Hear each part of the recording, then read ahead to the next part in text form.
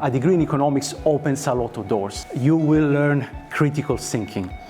You will get confidence. You will be asked also to provide presentation, to be a communicator. Developing the skill to communicate economics concepts to people who are not economists, like policymakers, is an essential skill for a lot of modern economists nowadays.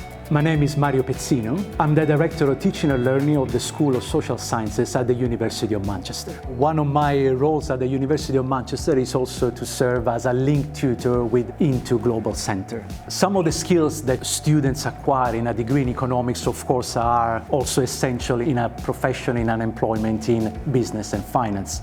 So everything that has to do with quantitative and qualitative analysis, they are very important skills. For any manager, for any banker, for any analyst, you need to be able to work in a team and communicate also with clients, customers, with your managers. It's a mixture of hard skills that you will acquire in your program, but also soft skills. Large portion of the students who take a degree in economics not necessarily want to be a professional economist. You can decide, like I did, to go towards the academia, or if you are more excited to work in business, you can decide to work for a company. You can work also for non-governmental organizations. You might have more of an interest in terms of strategy, and then you might get a job for a consulting firm.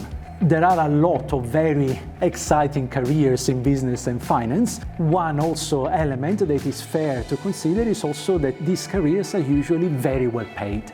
So there are clearly financial incentives, and there are also incentives in terms of the reputation and in terms of the satisfaction that a lot of these careers in finance and business can provide to students. I think that my main piece of advice for students who want to be successful one day will be, first of all, enjoy your degree.